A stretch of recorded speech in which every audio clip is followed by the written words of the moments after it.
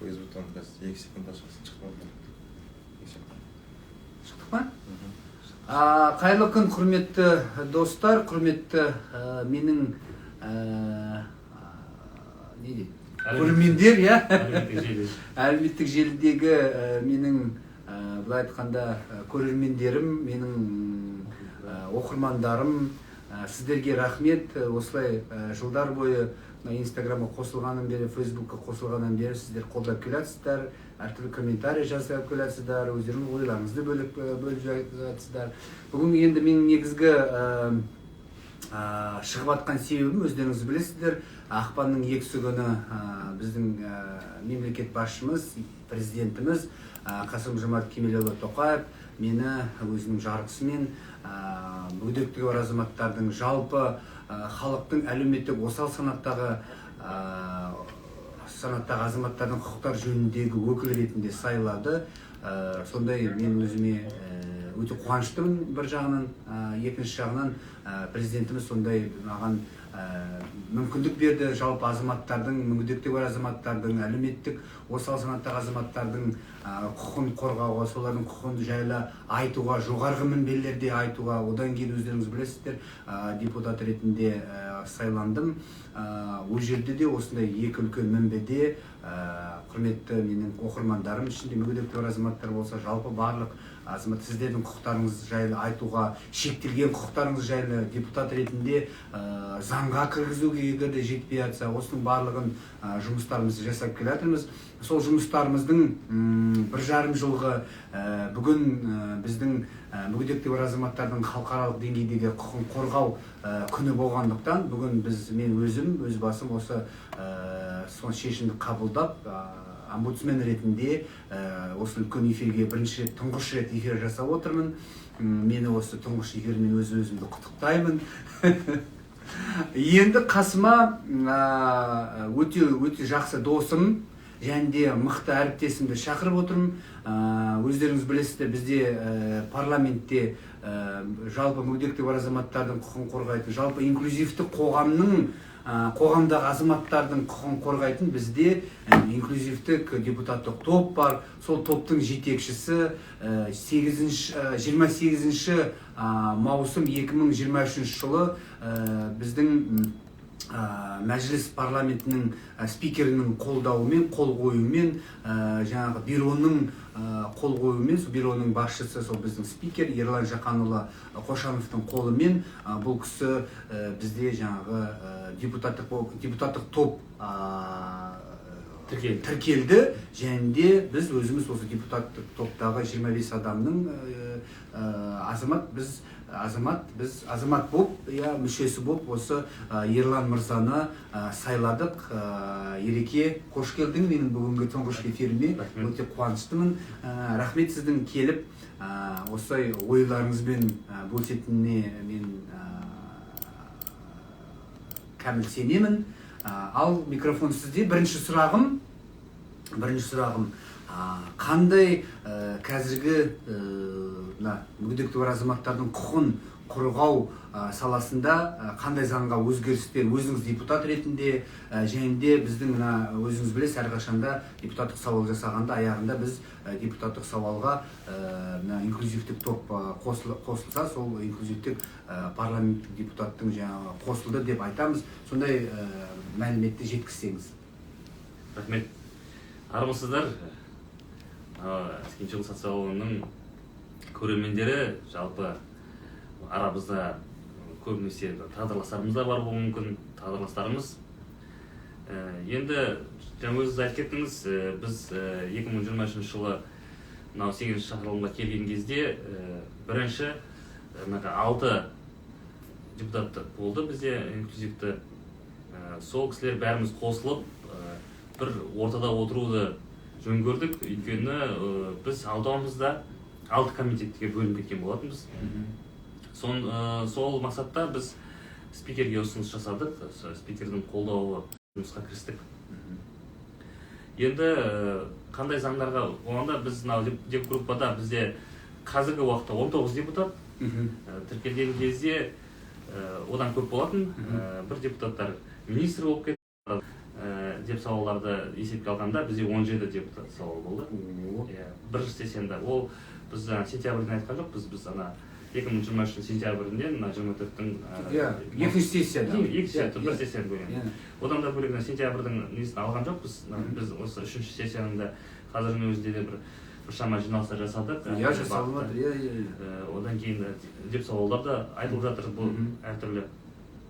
Бір заңнаманы әзірлеп қорытындыға жібердік. Одан бөлек қазір жаңағы ненің мүшелері, деп группаның мүшелері де басқа да осы біздің мүгедек адамдарға байланысты заңнамаларды инициатив жатыр, проекттерін беріп жатыр. Мен ойымша деп группаның жұмысы жаман емес қазіргі уақытта. Және де біз өзіміздің мәселелерді қазіргі актуалды мәселелер ғана қозғап отырмыз. Қазір қоғамда айтылып жатқан мәселелерді уақытылы бәрін қозғауға тырысып жатырмыз. Шешілген моменттер көп, шешілмеген моменттер де бар, оны ары қарай жұмыс жасауымыз керек. Әрине. Жаңағы бүгін өзінің күнін алатын болсақ, мысалы күнді айтып кетсеңіз. Таңертеңнен бастап бізде комитеттің отырысы болды.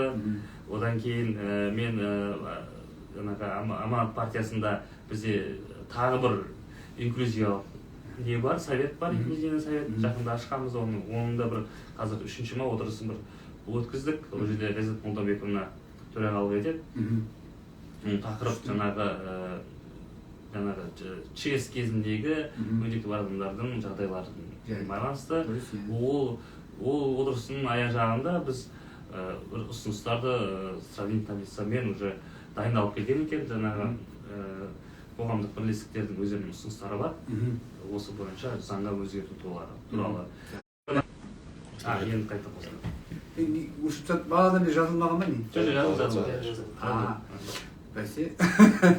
Рахмет, Ереке, мен де қолтық қосып алып кетейін. Иә, менде де сондай бір-екі жаңағы әсіресе ақпараттық заңға байланысты, ақпарат және ақпаратқа қол жету және қоғамдық қарауға байланысты бізде жаңа заң болды, қазір Сенатқа кетті екінші оқылыммен.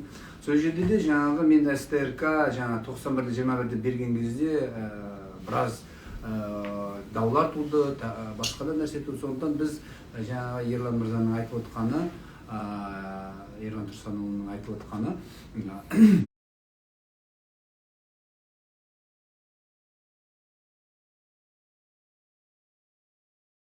қосылып керек мәселелерін алынып тасталынады. Ол үкіметтің өзінің жаңағы бюро емес, ол кәдімгі заң түрінде біздің қоғамның арасында қатынас. Инстаграммен, Фейсбугыма сіздерге жаңағы таныстыру ретінде бөлек салып, сіздермен соны таныстырыладым. Сондықтан ол жаңағы біреуді дәріптеу емес, жалпы мүгедектігі бар азаматтардың, тек қана мүгедектер ғана емес, басқа да азаматтардың көтеріп жатқаны бізді біріншіден қызықтырады, бізді біріншіден, екіншіден жаңағы біз оған көңілімізді бөлеміз, үшіншіден әрине бұл тек қана мүгедектігі бар азаматтар, өздеріңіз білесіздер, тек қана мүгедектігі бар азаматтар ғана емес, басқа да жабылып не істеу керек, қорғау керек, құқықтары шектелмеу керек. Оны өздеріңіз білесіздер, құрметті оқырмандар.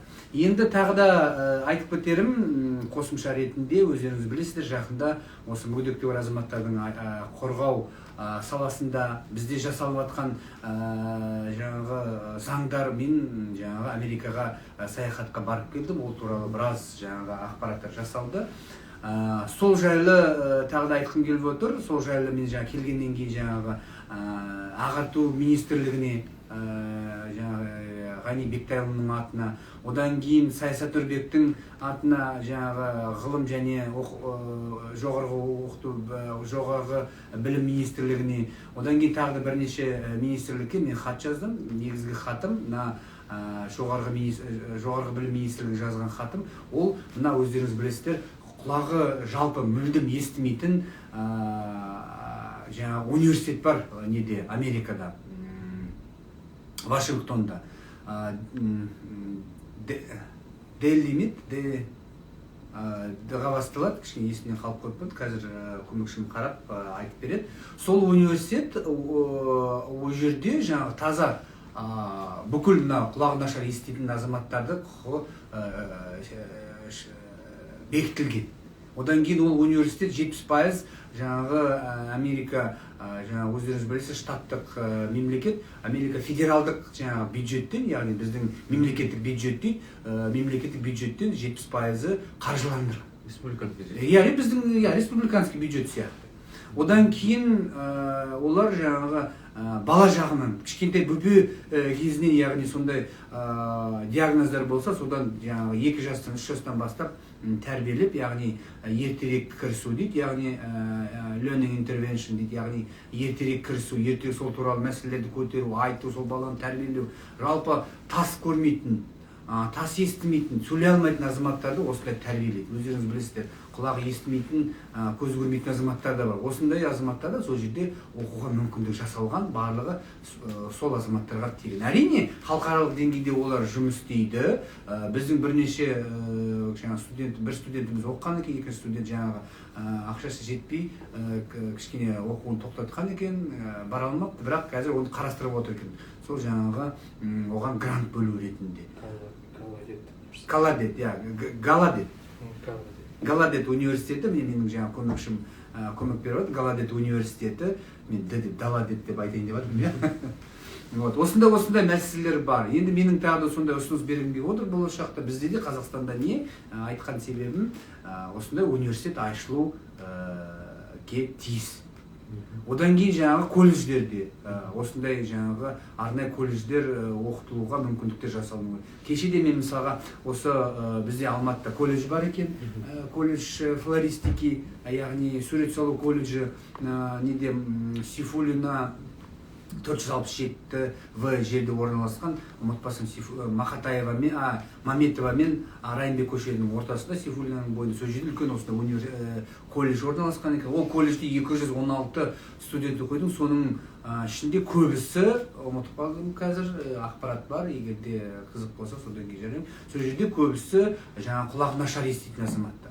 49-ы, 32-сі көзі нашар көретін азаматтар.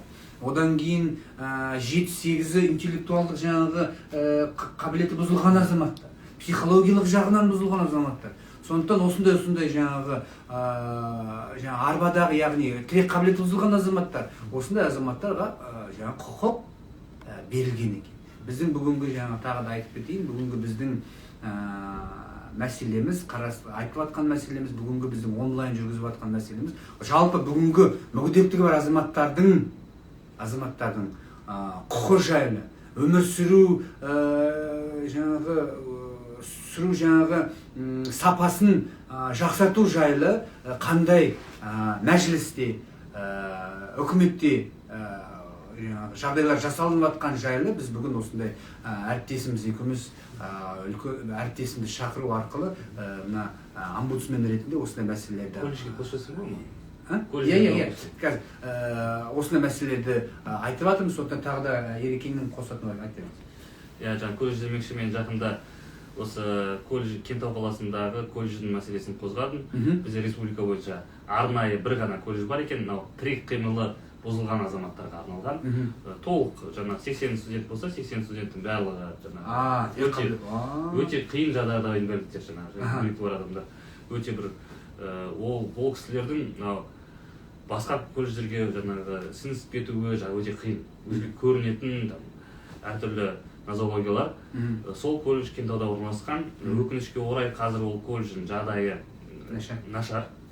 Оның финансовый жағдайынан бөлек қазіргі статусын алып қойды. Ол жерде специализированный колледж деп аталады. Арнайы колледж. Енді оны қазіргі прокурорлардың тексерістерімен келген кезде оны жай колледж қатарына қостайын деп отыр. Яғни ол жердің бір ерекшелігі, олар күндіз сабағын оқыса, түстен кейін олар реабилитационный услугаларын алады. Сол жерде жатады, сол жерде тамақтанады. Жақсы ғой ол. Барлығы қарастырылған, жататын орындарына дейін медперсонал да бар ішінде, мұғалімдер де бар. Сондай бір арнайы бір жақсы колледж болып тұрған нәрсені біз қазір оны айырып қылайын деп тұрмыз. Бір обычный колледж болып тұрған, обычный колледждер бізде жетеді. Бізде оның ол жердегі мен жағдайға келетін болсақ, прокуратураның несі бойынша білім министрлігіне берілу керек дейді. Ол қазір ол колледж жаңағы управление соцзащиты дейді ғой, жаңағы облыстың управление соцзащитының несінде қарамағында, соларға бағынады, солармен финансировать етіледі. Республикадан бөлінбейді ақша, облыстың ақшасы. Облыстың ақшасы болса, сол облысқа, егер де облыс өздері қабылдайтын болса, заң бойынша ол солар жұмыс істеуге болады, ол ешқандай шектеу жоқ. Сода қазір енді прокурорлар не тауып, прокуратурамен сөйлесу керек. Жақсы, ол маған омбудсмен ретінде былай айтқанда болдыңыз, осы эфирді қолданып, мен өйткені онымен әлі қазір деп запроспен де жібердім, жауабын алдым, жауабының өзінде министрліктің өзінің позициясы өз колледжінен өздері отказ беріп отырған сияқты былай да. Бірақ мен өзім информация бойынша ол ертең кез келген кәсіптік колледж, ол кәсіптік колледж. Кәсіптік колледж? Онда министрдің атына жаңағы хат жазайық, жаңағы Ғани Бектаев, міне осындай колледж бар екен, сіздер алыңыздар, жаңағы бюджет қарасын. Давайте соны сөйлесейік, потому что мен тағы да менің ұсынымыз мынандай болған. Жаңағы соцзащитаның қарамағында қалсын деген. Өйткені ол ертең кәсіптік колледждер, ол не береді? Бізге маман беретін колледждер ғой. Ал мамандықпен, жұмыспен айналысатын ол білім министрлігі емес, жұмыспен қамту министрлігі. Ол да бар, Сондықтан да осы үрдісті менің ойымша жаңағыдай колледждерді жаңағы жұмыспен қамтуға беруге тырысу керек. Оларда ғана информация бар, қандай мамандықтар керек, қалай жұмыспен жұмыс істеу, дуалды обучение, олар ғана өнеркәсіппен бірге колледждер барлығы, каждый өнеркәсіптің астына колледждер кіру керек деп ойламайды. Болашақта сондай болу керек деп санаймыз.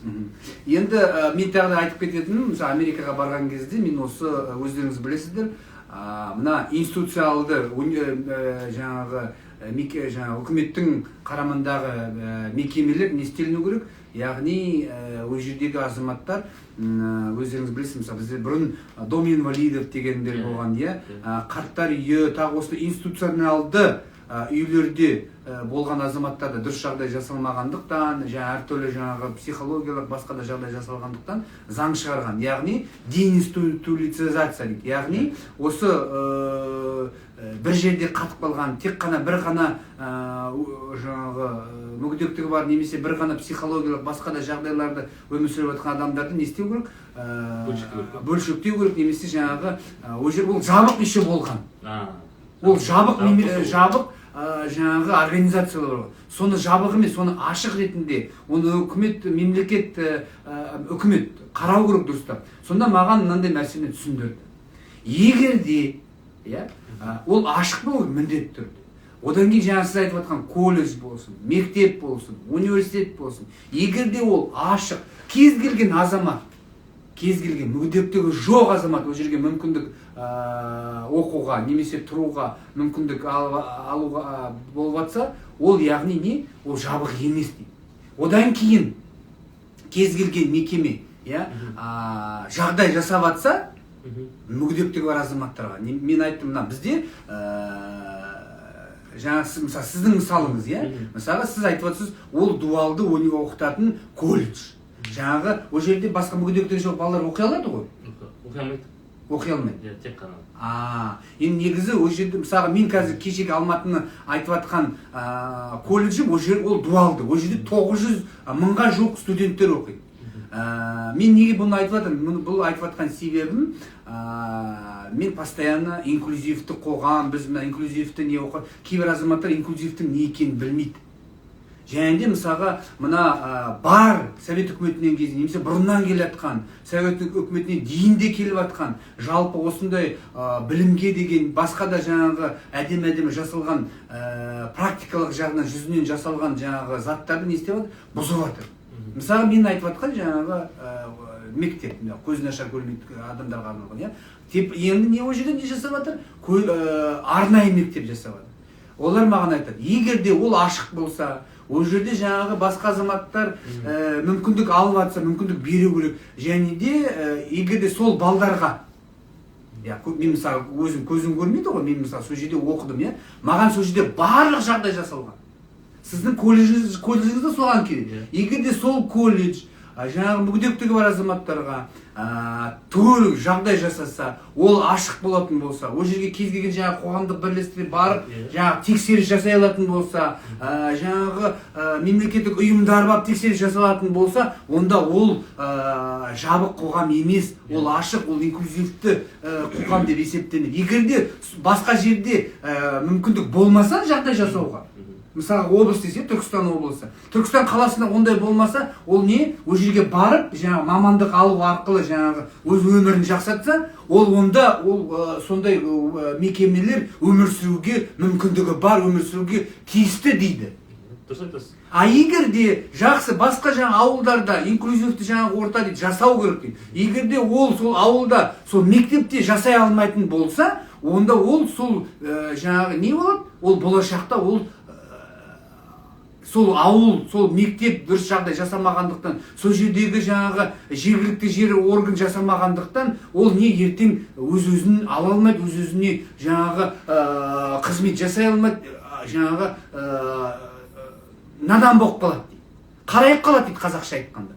Біз негізгі осы мына конвенцияның, мүгедектігі бар азаматтардың құқығын қорғау жаңағы конвенцияның негізгі міндеті дейді, жаңағы оған жасалған протоколдың да негізгі міндеті дейді, конвенцияның ішіндегі жаңағы заттар.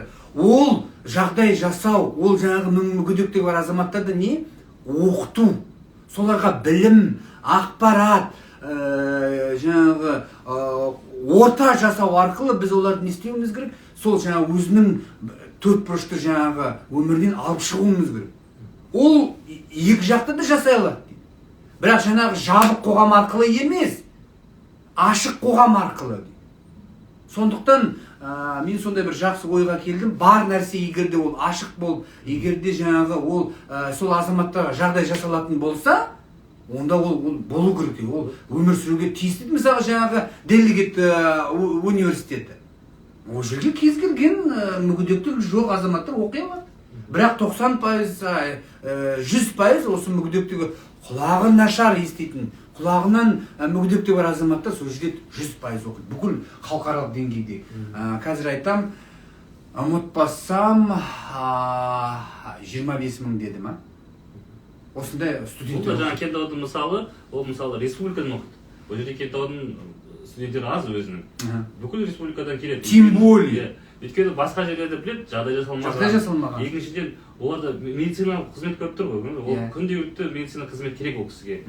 Сондықтан бар присмотром болу керек та жаңағы. Сондықтан олар осы колледж таңдайды. Тем более ол мамандық алып жатса, өміріне жағдай жасалынады, ол болу керек. Оның негізі өміршеңдігі бар. Ол бар өміршеңдігі. Қазір көңіл бөліп, может быть, он даже мен ұсынысымда деп запрос айтқам. Осы гибридное обучение ол жерде жаңағы социальный услуганы да алып жатыр, жаңа білімнің услугасын да алып жатыр екі жерде. Просто ол жердегі айтады да, біреуімен ғана жұмыс істеу керек дейді, екеуімен екі дипломмен жұмыс істеуге болмайды деп. Біз айтып жатырмыз, бұл осындай наоборот гибридныйды не только оны жабуының қажеті жоқ, біз оны наоборот давайте басқа облыстарға ашайық, өйткені спрос бар екенін біліп тұрық. Басқа жақтан келіп студенттер қаншама ол жерде тұр, оқығысы келеді жаңағылар. Өйткені олар түсінеді, басқа колледжге барса өздерінің бір жағдай жасалмаған, медициналық не жоқ. Одан кейін жаңағы өздерінің көбінесе енді ұялатындар да бар, жаңағы Қадаласпен теңіздермен жүремін деген сияқты бір ойлар бар. Сондықтан мұндай да мүмкіндіктен айырмауымыз керек. Айырмауымыз керек, оны біз бар өмір сүрген жақсы егерде практика болса, біз оны қолдауымыз керек. Әрине, біз қарсы емес, біз қайта қолдаймыз. Егер біздің қоғамымыз инклюзивті болса, араластырып оқыса, біз қарсы емеспіз. Бірақ біз жаңағы бар нәрсені бұзуға қарсымыз. Мен өз басым жаңағы бар нәрсені практиканы бұзуға қарсымын. Кез келген мектеп алсын, алып жатыр ғой, ақырындап оқытып жатыр. Бірақ егер де арнайы мектепте бар болса, сол арнайы мектеп ол өміршең болса, неге сол жерде оқыды? Мен мысалға арнайы мектепте оқыдым, бірақ мен қазір зәру емеспін мысалға араласуға. Мен кез келген мүгедектігі жоқ азаматтармен, мүгедектігі бар азаматтармен, шетелдегі азаматтармен, ағылшын, жапон, неміс тілдері, басқа тілдерге мысалға менің деңгейімді ашты. Математика, басқа жаңағы химия, физика білімдерімді ашты. Брайль болсын, басқа да болсын. Осындай мектептер не істеу, жабылмау керек ол. оны алды да оның жаңағы несін ауыстырды қазір арнайы мектептер. Енді арнайы мектептер, мен мысалға өз басым, мысалға бір жерде 5-6 мүгедекті бар балаларды оқытуға немін қарсымын, таза. Атырау қаласында достық жоқ деп көрсетті. Вот қазір сұрақ қоясыздар. Мысалға мынандай енді. Егер де жаңағы арнайы мектептерде мүмкіндік беріп жатса, жаңағы мен қарсы емеспін көзі көретін азаматтарды оқытуға. Мысалы бізде бір бала оқыды. Біздің бір завучтың баласы жұмыстан жаңағы рұқсат сұрап мектеп директоры. Біз қарсы емеспіз, 5-ші классқа дейін оқыды. Мен қазір ойлаймын, ол наоборот жақсы білім алды. Сондай мүмкіндіктер берсе біз қарсы емеспіз. Ал бірақ бір жерде барлық мүгедектігі бар азаматтарды жинап алғанға мен қарсымын. Мен қарсымын. Ерлан әріптесім де қарсы деп ойлаймын. Барлық бұл мүгедектігі бар азаматтарды бір жерде жинау ол дұрыс емес. Ал біздің қазіргі мына министрліктің жасап жатқаны, жергілікті жердің азаматтарының жасап жатқаны бір жерде барлық мүгедектерді жинап, мүгедектерді емес, мүгедектігі жоқ азаматтарды да оқытыңыздар. Бірге бір. Бір мүгедектігі бар азамат болса, бір мүгедектігі жоқ. Немесе қазір пайыз бойынша 30-да 70 болу керек. Яғни, ал жалпы мектептерде. Ал мына арнайы мектептерде бірге бір болсын. Бір мүгедектігі бар адам, бір мүгедектігі жоқ. Сонда 100 мүгедектігі бар бала оқыса, 100 мүгедектігі жоқ бала оқиды. Сонда олар бір-бірімен араласады. Әртүрлі диагноз болса жақсы, мен қарсы емеспін. Бірақ ана 100 мүгедектігі жоқ азамат бір-бірімен араласады да, мына 100 мүгедектігі бар бір-бірімен араласып, несе байланысады. Бір-біріне көмектеседі. Сондай болу керек. Ал егерде кешіріңіз мені, тастай қараңғы өмір сүріп жатқан азамат, тастай құлағы естімейтін азамат, өйсе тірек қабілеті бұзылған азамат, оның ішінде жаңағы интеллектілі бұзылған азаматтар қалай бір-бірімен коммуникация жасайды, ортасында бір барлық жағынан тең азамат болмаса.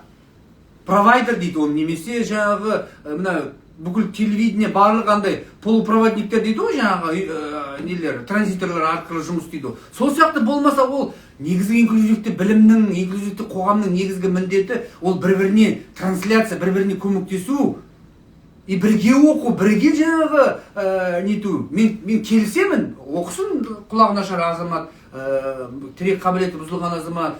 Бірақ біздің қасымызда басқа да мүгедектігі жоқ азамат не болу керек, бір-бірімен жаңағы байланыстыруға мүмкіндік. Так, енді біз сұрақ бөліміне көшеміз. Біраз әңгімені айттық қой деймін. Қанша минут болды? 33 минут. 33 енді Ерлан мырза жаңа не туралы айтып кетейік. Айтып отырмын. Біздің қазіргі заң шығару. Кешіріңіз бір секунд. Бізде қанша азамат қосылып жатыр? Екеу сұрақтар бар ма? Эфир барысында қойылған сұрақтар бар. Қандай сұрақтар бар? Айтсын сосын неге? Мүмкіндігі шектеулі адамдарға қолдау заңдары болғанмен жергілікті жерде қолдау жоқ. Атырау қаласында. Атырау қаласы. Сосын? Пандустарға қаражат жоқ. Шыршаға 89 миллион бөлім отыр дейді. Енді онымен біз келісеміз. Сосын? Атырау колледжінде достық жоқ дейді. Атырау облысы әкімдігінің мүгедектігі бар балалар мәселесі бойынша кеңесшімін, қанша мәселе көтеріп жатырмын, дым шешілмейді. Оны сіз бізге жазыңыз, біз көмектесейік сізге. Мына омбудсменге жазыңыз, депутаттарға жазыңыз. Біз қолымыздан келгенше айтайық, Атыраумен әсіресе мен өзі қатты жұмыс істеудемін. Біз қолымыздан келгенше көмек жасайық. Ол бір. Екінші жаңа пандусқа да байланысты біз оны айтайық, жеткізейік. Неге? Мен де соны кішкене айтып кетсем.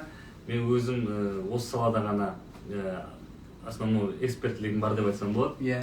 Өзім 2016-тан бастап бізде республиканское общественное объединение болды, право на город деп аталады, қала құқық. Тек қана осы қаладағы кеңістіктің қолжетімділігімен айналыстық. Мен келе салып, осы республикалық бюджеттен ақша бөлінбейтінін анықтап, сол бойынша мен министрлер келген кезде сөйлестік. Осы республиканский бюджетке бір классификатор енгізу бойынша. Қазір бюджеттік заңнама жүріп жатыр. Сол бюджеттік заңнамаға біз комитет бар, бізде комитет бюджетный планирование Савельева Татьяна Михайловна. Ол кісі де біздің депутаттық топтың мүшесі. Сол кісімен бірге отырып, қазір біз мына тохи дейді, транспорта общего характера дейді. Соның заңына біз методикасына енгізіп жатырмыз бір өзгерістер. Енді алдын ала айтатын болсақ, біздің ойымызша, ұсынымымыз бойынша республика облыстық өзінің местный бюджеттің, облыс болсын, қала болсын, 1%-ін игілерге деген айтып жатқаным, сол бойынша біз көп ұсыныстар да жасадық, отырыстарды өткіздік. Стандарттарымызға да осыған байланысты болып жатыр.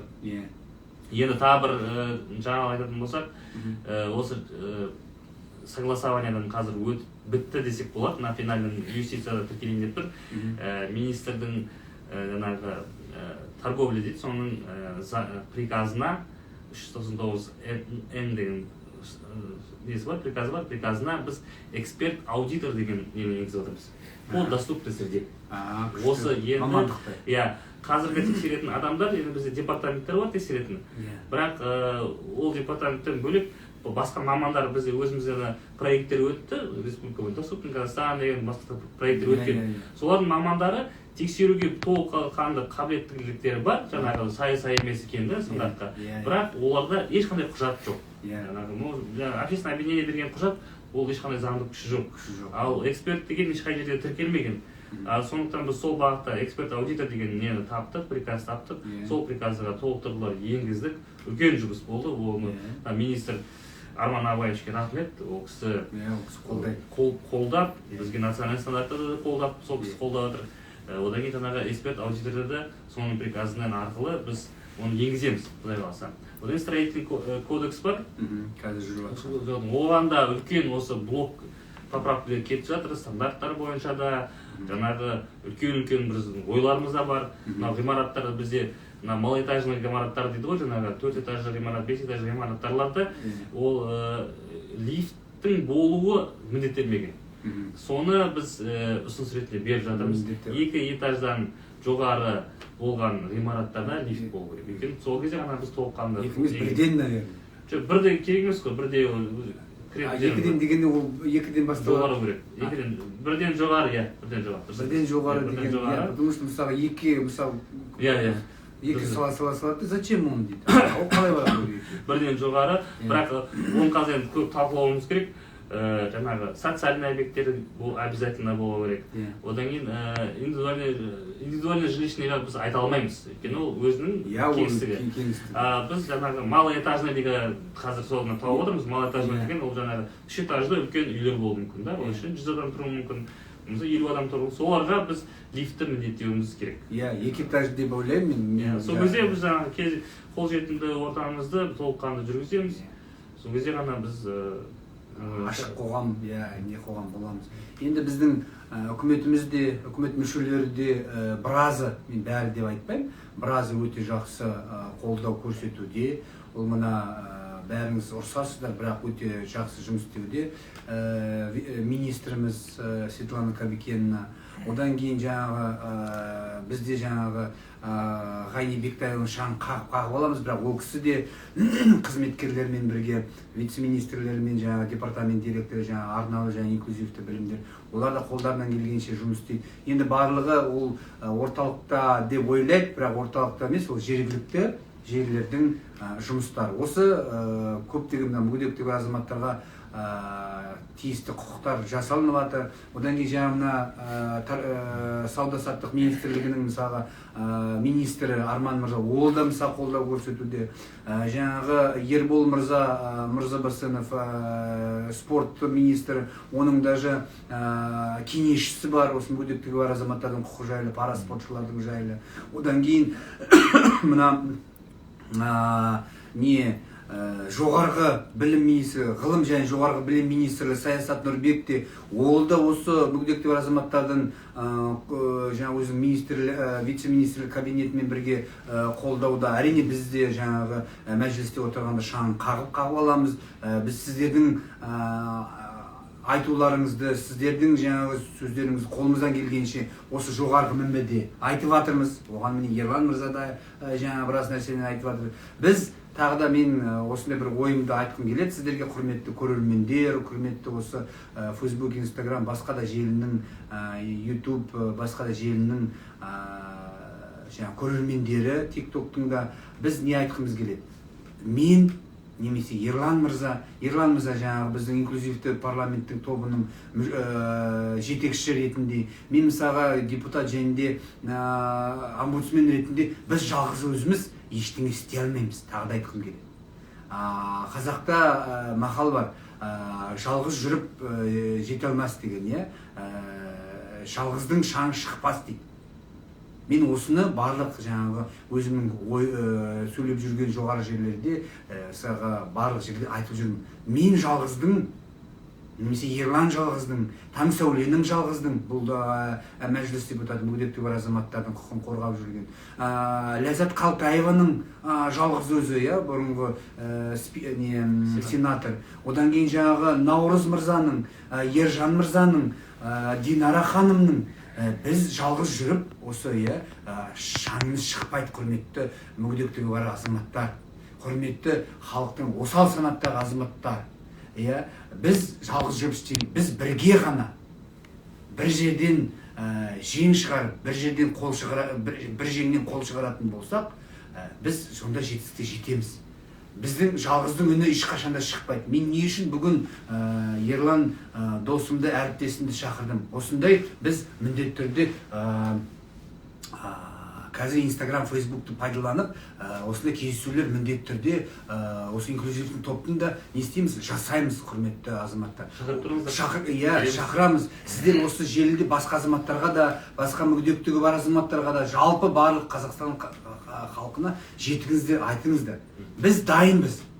Мен өз басым, омбудсмен ретінде, сіздердің құқығын қорғаушы ретінде, депутат ретінде, Ерлан мырза депутат ретінде, жаңағы біздің инклюзивті парламенттің, инклюзивтік жаңағы парламенттегі топтың жетекші ретінде әрқашанда дайын біз жұмыс істеп жатырмыз. Бірақ біздің айтқан сөзімізді халыққа, ауылға, шеттерге жеткізетін ол сіздер, құрметті достар.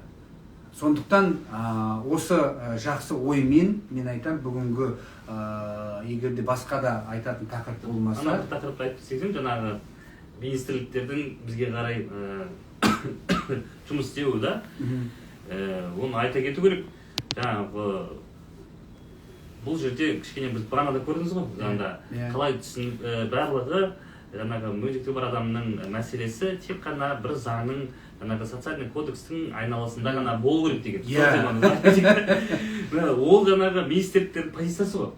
Біз министрлерді мақтауы мүмкін, бірақ оның ішіндегі жаңағы атқарушы нелер, бізге вице-лар келеді, олар келеді, олардың ойларында әлі күнге дейін мынау медицинская модель дейді ғой, жаңағы медикалық модель.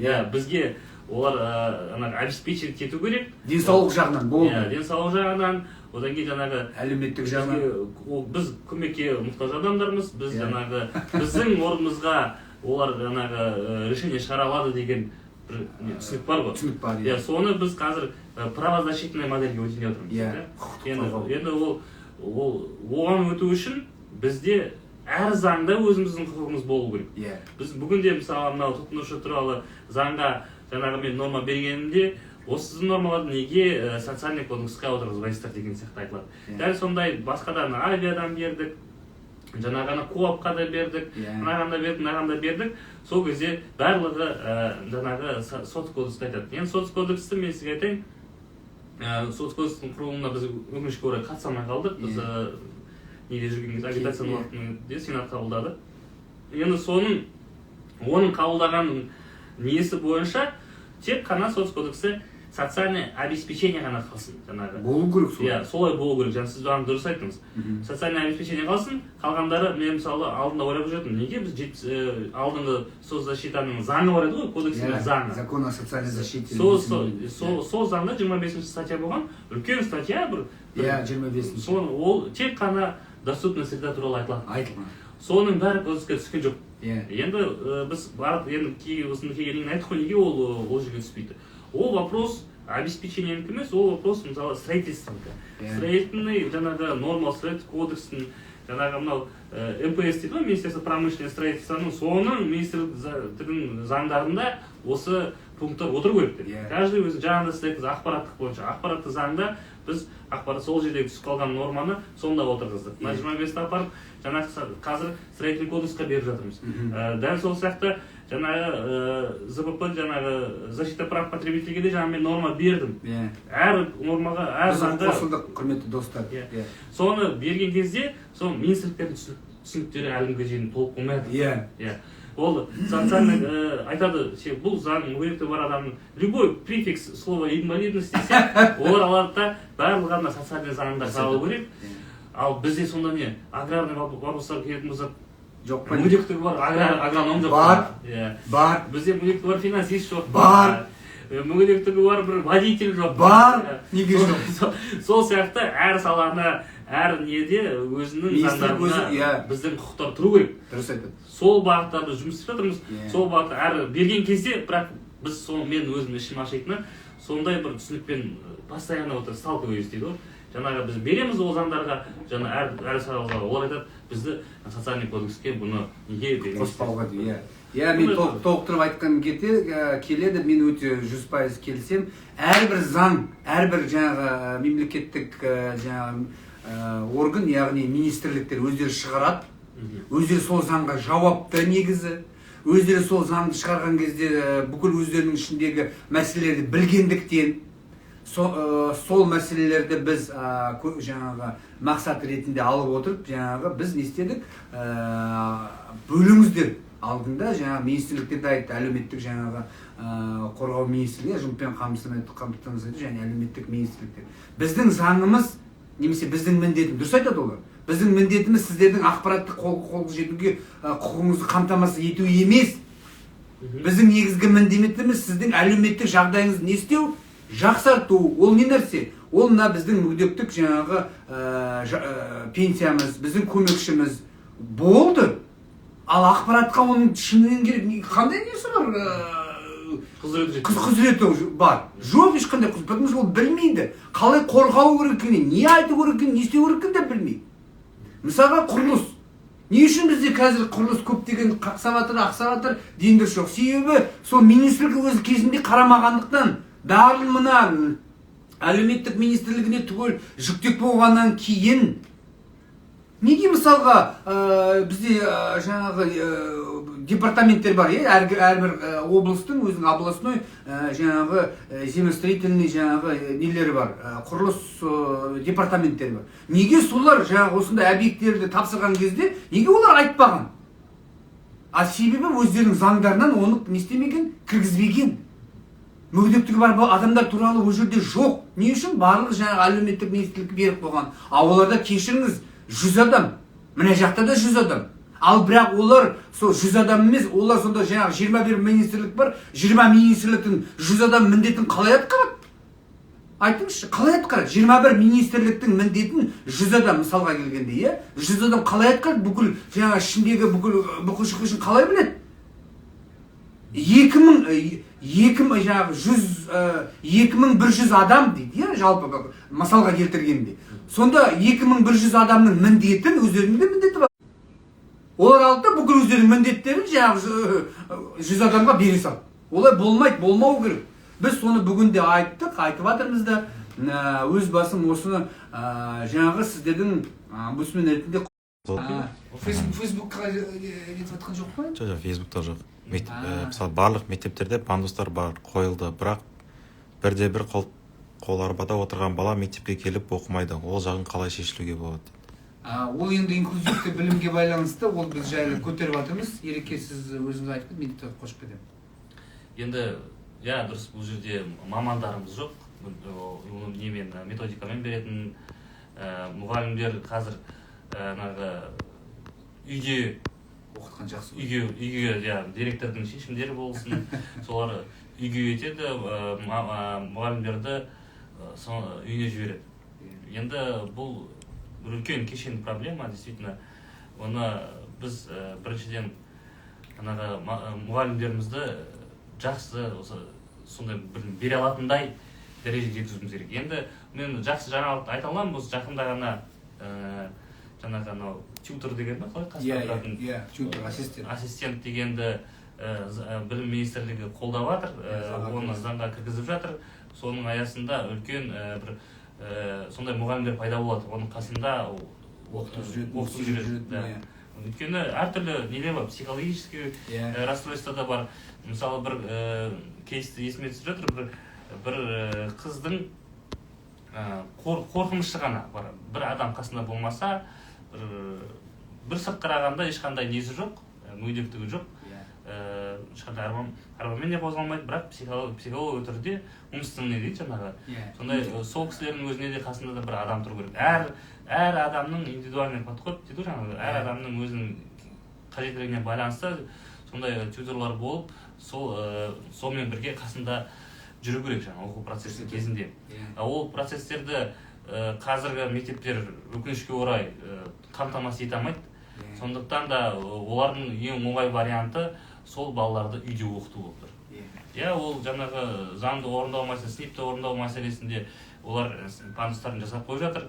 Бірақ бізге ішкі келген кезде қызметтің өзі кішкене ақсап қалып жатыр, жаңағы қолжетімсіз болып жатыр қызметтер.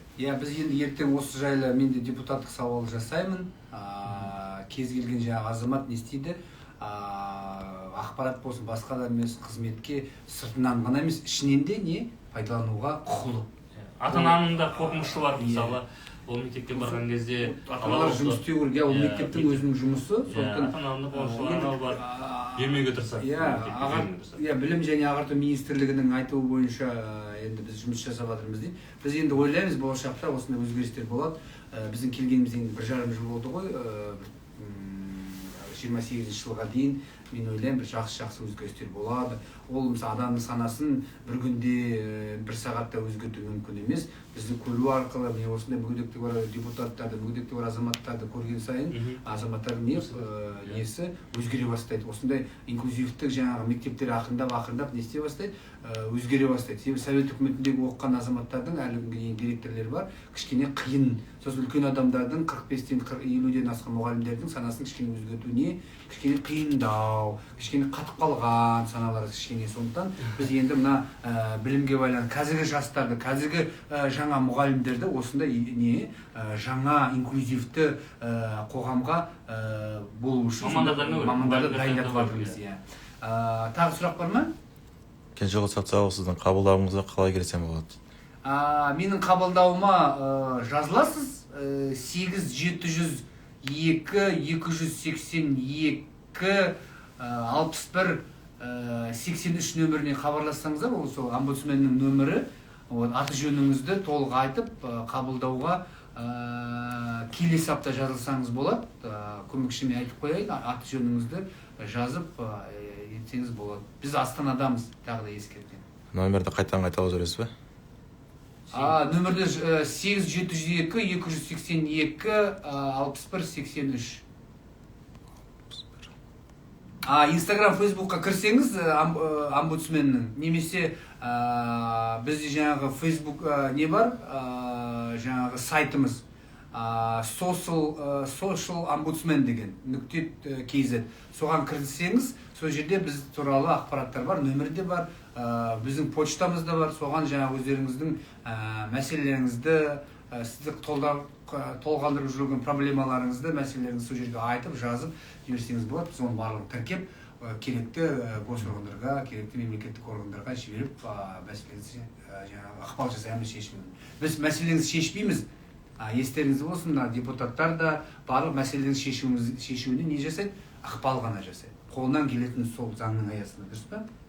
Заңның өзгертпеліміз? Керек болса.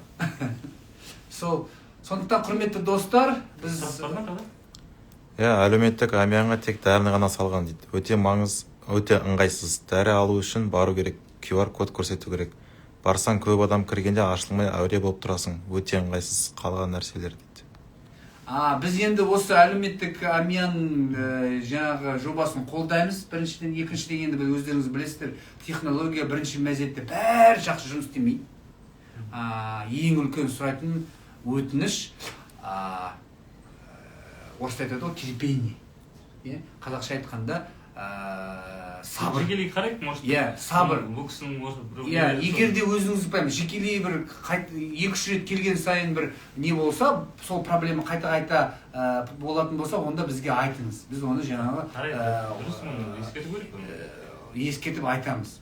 Ал бірақ негізгі мен айтатыным әлеуметтік жаңағы әмиянға, немесе әлеуметтік кошелек дейді, социальный кошелек. Оған болашақта біз не? Мына біз өздеріңіз білесіздер, мен өз басым осы жаңағы монетизация дейді, осының барлығын осы әлеуметтік жаңағы әмиян арқылы жүзеге асса өте қуанар едім. Себебі не? Бұл болашақта дәрі болсын, басқа да қызметтер болсын, алып жатқан қызметтер не істелінеді? Тікелей сіздерге барады. Біріншіден, екіншіден ол үкімет арқылы және басқа да мысалы қадағалайтын органдар арқылы, мысалы прокуратура арқылы не істелінеді? Ақша қайда кетті?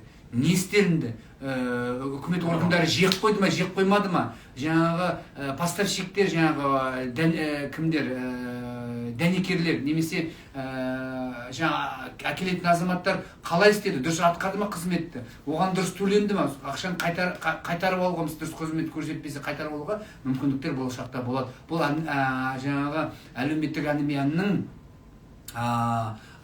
жұмыс істеу мүмкіндігі өте үлкен және кең. Мүгедектігі бар адамдардың мәселелері бойынша әкім кеңесшілеріне жалақы төлеу қарастырылса екен. Бұл енді болашақта біз дұрыс айтады, біз оны келісеміз. Одан кейін өздеріңіз білесіздер, менің мынандай ойым болды. Осы әкімшіліктерде, республикалық деңгейдегі, мысалы мен қазір омбудсменмін, мен мысалы ақша алмаймын. Бірақ мен жұмыс істеуге әрқашанда дайынмын.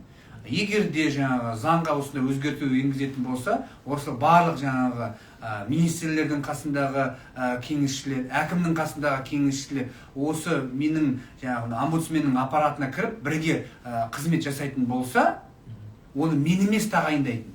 Оны жаңағы әкім тағайындаған кезде келеді. Оны жаңағы министр тағайындаған кезде келген менің аппаратыма кіретін болса, біз бірге не істей аламыз? Үлкен қызмет жасай аламыз, үлкен жұмыс атқара аламыз. Сондықтан менің болашақта сондай депутат ретінде заң қазір жасамақшымын, алдын айтып қойдым ғой. Жасамақшым осы омбудсменнің заңын. Сонда егерде осы сіздерге жаңағы штатный, яғни ол жерде штаттық болатын болса, омбудсменге штатный емес, енді омбудсмен ол мемлекет басшысының, яғни президенттің жарлығымен шығатын нәрсе. Қалғандары осы оның аппараты бірге. Аппарат деген не ол? Бірге жұмыс істейді. Мысалға мен әкімдер егерде қызмет дұрыстап көрсетпей жатса, дұрыс жаңағы әкімнің кеңесін дұрыстап тыңдамай жатса, не істей аламын? Барып әкімге жаңағы сөз айта аламын. Кеңесшіңіз бар ғой, неге қызмет етсемайсың? Немесе кеңесшіге айтам, әкімнің кеңесшісің ғой, неге айтпай жатсың? Деген сөзді айталамын. Қазір менің ондай құзыретім жоқ. Болашақта онда құзырет болатын болса, заңға кіргізетін болса, және де ақшалай төлейтін болса, не? Одан неге сен мүгедектігі бар азаматтарға дұрыстап қызмет көрсетпей жатсың? Неге сен кеңесіңді дұрыстап әкімге айтпай жатсың? Жүгір, айт. Егер тыңдамай жатса, жаңағы өзіңнің жаңағы жоғары жақта болады. Қазірдің өзінде егерде мысалы мына айтып жатыр ғой, Атырауда кеңесшімін деп. Сіздер мысалы бізге депутаттарға қазір айта аласыздар, айтыңыздар, егерде әкімдер тыңдамай жатса. Біз қолымыздан келгенше не істейміз? Дайынбыз, дұрыс па? Мен кішкене қосып кетсем, мен өзімде 22-ші жылы Түркістан облысының әкімінің кеңесшісі болдым, жаңағы штаттан тыс, ешқандай бізде қаражат қарастырылмаған болады. Өзімнің жаңағы жәрдемақым тек қана осы неге жұмсайтынбыз, жұмысымызға жұмсайтынбыз, конференцияны да ұйымдастырамыз. Одан кейін Кентау қаласынан, өзім Түркістан қаласынан барып жүретін, ол жол ақысы бар деген сияқты. Бірақ біз сол кезде, мен қараған кезде бізде басқа да облыстан бөлек аудандар бар, 16 аудан болды. 16 ауданның қателеспесем бір 4-еуінде ғана бізде не болды, советник болды.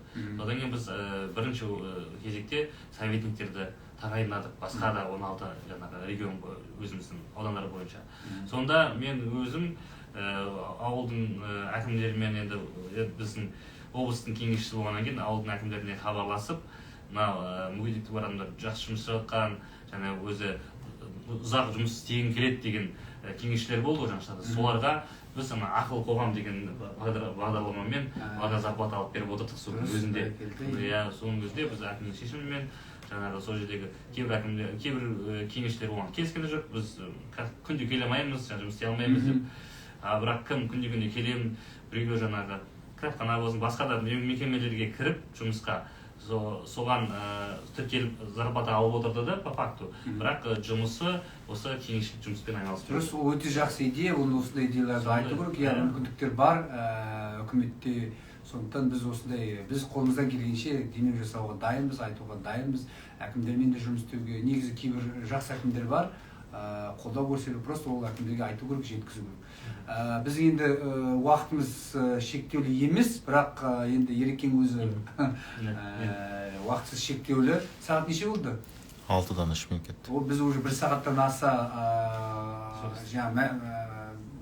сөйлесіп отыргенбіз, мәслихат құрып отыргенбіз. Құрметті достар, бұл бірінші күн емес, тағы да ескертем. Мүмкіндігімізше айына 1 рет қолымыздан келгенше осындай жасап отырамыз. Егер де басқа ойларыңыз болса, біздің жаңағы мен айттым, Instagram, Facebook арқылы жаңағы менің емес, жеке мен мына Instagram, Facebook'та көп азаматтар болғандықтан жаңағы біздің бүгінгі жасап жатқан жаңағы қосылысымыз, онлайн трансляциямыз әдейі жасап отырмыз. Ал енді болашақта ол осы омбудсменнің өзінің жаңағы Инстаграмы бар, омбудсменнің өзінің Фейсбугі бар, қосылыңыздар, келіңіздер, ТикТогі бар, Ютубы бар, барлық жерге жаңағы комментарий жазыңыздар. Егер де сіздердің құқықтарыңызды біреулер шектеп жатса, үкімет органдары шектеп жатса, әкімшіліктер шектеп жатса, кешіріңіздер, міндетті түрде айтыңыздар, жеткізіңіздер. Біз мына мүгедектігі бар азаматтардың құқығын қорғауда әрқашанда дайынбыз, депутат ретінде, омбудсмен ретінде, әріптестерімізбен, басқа да болашақта әдемі қызықты тақырыптар болады деп сенімдемін. Жалпы осы тек қана мүгедектігі бар азаматтар емес, жалпы халықтың әлеуметтік осал санаттағы азаматтардың құқығын айтуға біз әрқашанда дайынбыз. Құқығын шектеп жатса, оны қалпына келтіруге біздің міндетіміз болғандықтан соған жұмыс істеуге дайынбыз. Барлықтарыңызға құрметті достар, рахмет, сұрақтарыңызға рахмет. Сұрақтар жоқ қой енді, Сізге бір сұрақ бар? Маған ба? Бар болса айтыңыз, соңғы сұрақ. Америка сапар жайында қысқаша айтып берсеңіз, ол жақта қалай екен? Америкадағы жаңа біраз айттық, енді біраз, Ерлан мырза, егер де сіз нетіп жатсаңыз, асығып жатсаңыз, рахмет, сізге келгеніңізге рахмет, жолыңыздан қалдырмайық, біз ары қарай өзіміздің кеңесімізді жасай берейік. Енді мына сұраққа байланысты. Америкадағы қысқаша айтатын болсақ, енді ең бірінші біз сол жақтағы осы мүгедектігі бар азаматтардың құқығын қорғайтын ұйымдармен кездестік. Ол жаңағы халықаралық мүгедектігі бар азаматтардың құқығын қорғау ұйымы, одан кейін өздеріңіз білесіздер, осы USAID деген бар, Американың жаңағы осындай мүгедектігі бар азаматтардың жалпы азаматтардың құқығын қорғау ұйымы. Одан кейін жаңағы паралимпиадашылардың жаңағы паралимпик жаңағы ұйымының вице-президентімен кездестік, өте үлкен мәслихат құрдық. Одан кейін жаңағы маған өте өзіме ерекше әсер қалдырғаны, әр күн енді ерекше әсер қалдырды, бірақ ең бірінші күні біз жаңағы Делегет университетіне барған кезде жаңағы осы мүгедектігі бар құлақтан мүгедектігі бар азаматтардың жаңағы оқуына байланысты, университетте, колледжде, мектепте, балабақшада оқуына жаңағы сондай мүмкіндік жасаған университеттердің бірі болып, сондай бір дара университет басқаларына сондай оқытуға жаңағы мамандар жасап жатқаны өте қуанышты жайтты көрдім. Одан кейін тағы да ерекше қалдырған, өздеріңіз білесіздер, қазір Джо Байден президент, соның жаңағы бізде өздеріңізге жаңағы сыртқы істер министрлік дейді бізде, ал оларша жаңағы US Department дейді, яғни орысша айтқанда госдеп, яғни госдепартамент, яғни халықаралық ұйымдармен, халықаралық мемлекетпен жұмыс істейтін жаңағы департамент, біздше жаңағы мен айттым ғой, министрлік. Сол министрлікте жаңағы президенттің кеңесшісі болған. Ол Сара Минкали, сонымен өте жаңағы сондай үлкен жарты сағаттық сұхбат болды. Мен барлық осы Қазақстандағы жасалып жатқан, мүгедектігі бар азаматтарға жасалып жатқан құқықтар жайлы, жаңа омбудсменнің жасап жатқан істері жайлы түгел айтып жеткіздім. Қолымнан келгенше барлық ағылшын білген және аудармашы болды, енді уақыттың шектеуіне байланысты. Осындай жаңағы кездесулер болды. Одан кейін енді тағы да кездесулер ол жаңағы осы халықаралық деңгейде жұмыс істейтін жаңағы университет бар, Берн университеті. Сол университет жаңағы мүгедектігі бар азаматтардың оқуға байланысты, инклюзивтік білімге байланысты жаңағы әртүрлі зерттеуханасы бар екен, сондай жаңағы кездестік. Енді менің барлық жаңағы кездесуім жайлы менің осы омбудсменнің инстаграмы бар. Сол омбудсменнің инстаграмында, омбудсменнің жаңағы фейсбугында түгел жарияланған, барлығы қысқаша ретінде жазылған. Сондықтан сол жерден толықтай қарап оқи аласыздар. Сұрақтарыңызға рахмет. Бар ма тағы? Сұрақ жоқ. Осымен эфир. Құрметті достар, осымен бүгінгі біздің алғашқы омбудсменнің жаңағы тікелей эфирін аяқтауға рұқсат етіңіздер. Барлықтарыңызға қанша адам қосылды? Соңында айтылады. Соңында шығады. Соңында шыға ма? Барлық қосылған азаматтарға рахмет айтқым келеді. Менің енді бірінші бүгінгі қосылуым, мен тағы да айтам, бұл соңғы емес. Біз тағы да келесі жолы міндетті түрде менің омбудсменнің өзінің инстаграмын, фейсбугын қосамыз. Енді омбудсменнің инстаграмы, фейсбугі қосылып тұр, бірақ ол жерде жаңағы азам саны аз болғандықтан біз жаңағы менің өзімнің жеке инстаграмы, фейсбугымды қосуға тура келді, қосамыз да. Барлықтарыңызға рахмет, алаңдар жаусын, еліміз тыныш болсын. Бүгінгі мына халықаралық 3 желтоқсан халықаралық мүгедектер күні барлықтарыңызға қайырмен келсін, жақсылығымен келсін. Мемлекетіміз, үкіметіміз осындай жаңағы мүгедектігі бар азаматтардың құқын бір күн ғана емес, жалпы 365 күн айтылып жүрсе деген ойдамыз. Ақпарат министрлігі осы мәселені жеткізсе деген ойдамыз. Енді қолымыздан келгенше бізде айтып жатырмыз депутат ретінде. Өздеріңіз білесіздер, жоғарғы мінбеде кем дегенде айына міндетті түрде бір рет жаңағы осы мүгедектігі бар азаматтардың құқығы айтылады, мәселесі айтылады, проблемалар айтылады. Сондықтан бір күн ғана емес, басқа күндерде көтеріліп жатыр. Біріншіден алғысымды айтқым келеді, бірақ бұл аз.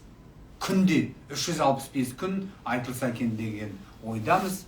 Барлықтарыңызға рахмет, амандықта, саулықта кездескенше. Келесі онлайнды, құрметті достар, сіздер арқылы бұл әрине жаңағы халыққа жеткізсеңіздер, барлық өздеріңіздің инстаграм, фейсбуктарыңызда, тикток, ютубтарыңызда жаңа репост жасап болатын жайлы жария етсеңіздер, сіздермен бірге ғана біз мәселені айтып, мәселені көтеріп, сіздермен бірге ғана біз жаңағы еліміздің жаңағы инклюзивті қоғам болуына бірге жұмыс істейік, бірге жұмыс істей аламыз. Барлықтарыңызға рахмет, амандықта, саулықта кездескенше күн жақсы болсын.